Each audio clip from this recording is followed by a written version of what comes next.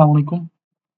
আজকে আলোচনা করব কোড প্রসেস রাউন্ড 1012 এর ডিপ টু প্রবলেম বি নাম্বারটা, যেটার নাম হচ্ছে পুশিং বলস।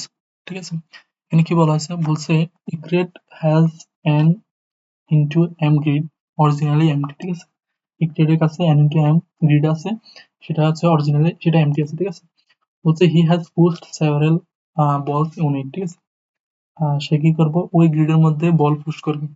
বলছে each time he can push one ball into grid either from the leftmost edge of a particular row or topmost edge of a particular column। ঠিক আছে, প্রত্যেক সময় সেই বলটা আইদার সে রো বরাবর করে পুশ করতে পারবে, নাইদার হচ্ছে কলাম বরাবর করে সে পুশ করতে পারবে। ঠিক আছে, সে কিভাবে পুশ করবে সেটা কয়েকটা কন্ডিশন দেওয়া আছে।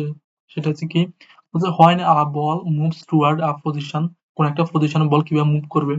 If if there is no ball originally that position, ওই পজিশনে যদি কোনো বল না থাকে, তাহলে হচ্ছে যেখানে the incoming ball will stop and occupy the position, মানে হচ্ছে কোনো একটা জায়গায় যদি বলটা খালি পায়, তাহলে ওই পজিশনে বলটা আমার অকুপাই করে ফেলবে, মানে দখল করে নেবে। ঠিক আছে, তাহলে এরপর কি বলছে, বলছে if there is already a ball that position, যদি একটা বল যদি ওইখানে আগে থেকে থাকে ওই পজিশনে, তাহলে কি হবে, তা incoming ball will stop and occupy that position, মানে ইনকামিং যে কারেন্ট যে বলটা আমি পুশ করছি, ওই বলটা ওখানে থেকে যাবে। এখন আগে থেকে যে বলটা আগে থেকে ছিল ওই পজিশনে কি হবে, while the original ball will continue the moving the next position the same direction, মানে হচ্ছে ওই ওই যে ডিরেকশনে আমি বলটা পুশ করব, ওই ওই ডিরেকশনে আগে যে বলটা ছিল ওইটার সামনে চলে যাবে। ঠিক আছে, এরপর কি বলা হচ্ছে, নোট দ্যাট ইফ আর রো অর কলাম ফুল, যদি রো এবং কলাম ফুল থাকে, all the position that row আর কলাম, আচ্ছা বলছে he can't push a ball into row or column, মানে হচ্ছে একটা রোর মধ্যে আগে থেকে সব বল ফিল আপ আছে, কোনো জায়গায় খালি নাই, তাহলে তুমি ওই রো বারবার তুমি বা ওই কলাম বারবার তুমি কোনো বল পুশ করতে পারবে না। ঠিক আছে, বলছে given the final state of whether there is a ball at position of grid, মানে হচ্ছে আগে থেকে আমাকে ফাইনাল একটা গ্রিড দেওয়া আছে, আমাকে বলতে হবে you need to determine whether it is possible for a grid to push ball to reach the final state, মানে হচ্ছে আমাকে আগে থেকে একটা গ্রিড দেওয়া আছে, আমাকে বলতে হবে যে ইনিশিয়ালি শুরুতে যে এমটি গ্রিডটা আছে ওইখানে বল পুশ করে করে কি ফাইনাল স্টেটে আমি যাওয়া যায় কিনা।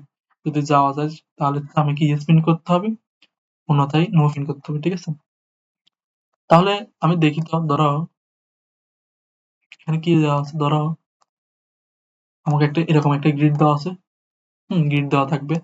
এখন গ্রিডের মধ্যে বলছে যেখানে ওয়ান আছে সেটা হচ্ছে আমার ওই পজিশনে বল আছে। ঠিক আছে, ধরো হচ্ছে আমি একটা গ্রিড অঙ্কন করলাম, সেটা হচ্ছে ধরো এখানে একটা বল, এখানে একটা বল দিলাম, এখানে একটা বল দিলাম, এখানে একটা বল দিলাম, এটা ধরো ফাইনাল স্টেট। এখন এটা কি আমি এই ইকুয়েট কি কোনোভাবে এই ফাইনাল স্টেটে যেতে পারি কিনা। ঠিক আছে, ধরো এখানে কি করবো, ধরো সে তার কাছে একটা ইনিশিয়ালি একটা গ্রিড দেওয়া আছে, উম, এরকম একটা গ্রিড দেওয়া আছে। ঠিক আছে, এখন দেখো তো, তাকে যদি এই বলটা দ্বারা সে শুরু থেকে কি করবে, সে কি করবে, এখানে এই বলটা পুশ করছে, পুশ করার পর আরেকটা পুশ করলে এটা চলে আসবে এখানে, তারপর এই যে কারেন্টটা চলে আসবে এখানে, তারপর এবার আবার যদি আরেকটা পুশ করে তাহলে এটা চলে আসবে এখানে, তারপর এটা চলে আসবে, এটা চলে আসবে এখানে, এটা চলে আসবে এখানে, তারপর যেটা পুশ করছে সেটা চলে আসবে এটা এখানে। ঠিক আছে, তারপর আবার এটা দেখো, এটা তার মানে এখানে যদি এটা যেহেতু এবারও যদি কোনো একটা বল পুশ করে, তাহলে হচ্ছে এটা তো খালি আছে। যদি খালি থাকে তাহলে ওই জায়গায় বলটা অকুপাই করে ফেলবে, দখল করে ফেলবে।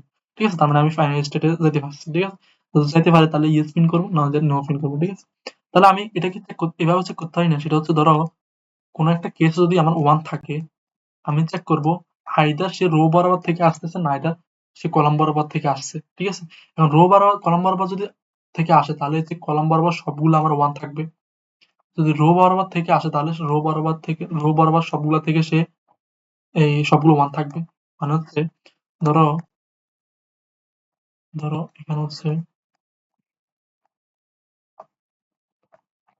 ধরো এখানে একটা গ্রিড দেওয়া আছে, এখানে একটা বল দেওয়া আছে। ঠিক আছে, এখানে একটা বল আছে মানে ওয়ান আছে। ঠিক আছে, এটা ওয়ান মানে কি, কোন একটা বল ফুট করা মানে এটা যদি খালি থাকে তার মানে এটা তো এখানে অকুপাই করতো।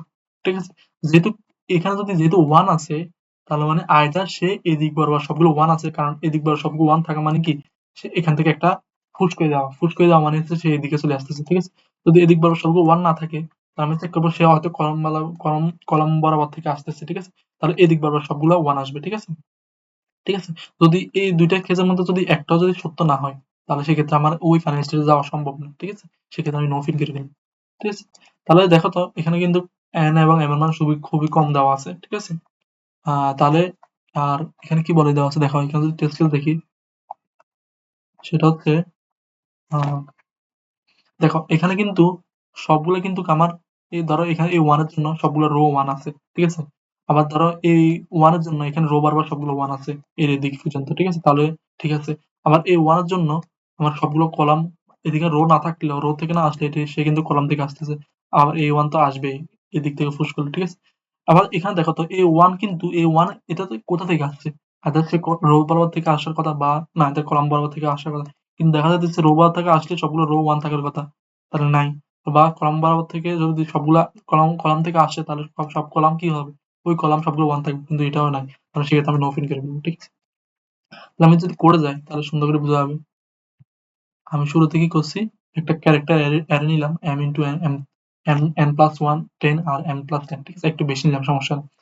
তাহলে আমি কি করব? সবগুলা ওই ক্যারেক্টার গুলো আমি কি করলাম? ইনপুট নিয়ে নিলাম, ঠিক আছে? ইনপুট নিলাম রো এবং কলাম। তারপরে একটা ফ্ল্যাগ ভ্যারিয়েবল নিলাম 0, এটা পরবর্তীতে লাগবে, ঠিক আছে? এরপর কি করতেছি, যদি কোনো একটা ভ্যালু যদি একটা লুপ চালালাম, রো এবং কলাম বরাবর লুপ চালালাম, যদি কোনো একটা কেসে ওই পজিশন যদি 1 হয়, তার মানে সে আইদার সে কি আসতেছে, রো থেকে আসতেছে, না আইদার সে কলাম থেকে আসতেছে। এই কারণে দুইটা ভেরিয়েবল রাখলাম। একটা কলাম দিয়ে, এটা দুইটা ভেরিয়েবল রাখলাম, একটা কাউন্ট এবং কাউন্ট 1। এটা কেন রাখছি? দেখো আই মানে কি? রো, ঠিক আছে? তার মানে আমি রো, ওই রো থেকে মানে হচ্ছে আমি কোনো একটা কেসে যদি ধরো এই পজিশন যদি 1 থাকে, তার মানে আমি রোটা ঠিক রেখে এই কলাম গুলো, ধরো এখানে কি রাখতেছি, কলাম সেম রাখতেছি, রো গুলা উঠানামা করতেছি। তার মানে এখানে যদি আইটা ফিক্সড করি, তার মানে আমি চেক করতেছি, তার মানে সে কলাম থেকে আসছে, ঠিক আছে? তাহলে আমি কি করতেছি, ওই রো থেকে শুরু করে, ওই রো থেকে শুরু করে এক পর্যন্ত সে একটা লুপ চালাইছি। লুপ চালানোর পরে এল, ধরো কোনো একটা কেসে ধরো প্রথম হচ্ছে আমি এই পজিশনে যদি ধরো আমার একটা 1 পাইছি, তার মানে মানে হচ্ছে কত? যদি এটা কলাম থেকে আসে, তার মানে 2 এর পজিশনে 1 থাকবে। তারপর 2 পজিশন হওয়ার পরে কি 1 এর পজিশনে 1 থাকবে, ঠিক আছে? এই কারণে কি করতেছি আমি, এখানে যতবার 1 পাবো ততবার কাউন্ট 1 করব। আর যতবার লুপ এটা চলতেছে ততবার আমি কাউন্ট প্লাস প্লাস করতেছি, ঠিক আছে? আর তার মানে বুঝা যাচ্ছে এটা কতবার 1 আছে, আবার কতবার লুপ চালাতেছি। যদি এই দুইটা ইকুয়াল না হয়, যদি ইকুয়াল না হয়, কাউন্ট 1 এবং কাউন্ট ইকুয়াল না হয়, তার মানে সে ওই এই পজিশনে এটা কলাম থেকে এই রো থেকে আসছে, মানে এদিক থেকে আসছে। তাহলে এদিক থেকে আসলে কি আসবে? আমার কলাম গুলা উঠানামা করবে, কিন্তু রোটা সেম থাকবে, ঠিক আছে? তার মানে হচ্ছে 3 1, ধরো এটা যদি আমি একটু বাড়াই তাহলে লিখতে সুন্দর হবে। ধরো এটা 3 3 দিলাম, তাহলে এরপরে এটা 3 2 হবে, এরপরেরটা আমার 3 1 হবে, ঠিক আছে? তার মানে আমার রোটা সেম থাকতেছে, কলাম গুলো উঠানামা করতেছে, ঠিক আছে? তাহলে যদি না হয়, তারপর আবার কাউন্ট 2 এবং কাউন্ট 3 দুইটা ভেরিয়েবল রাখলাম।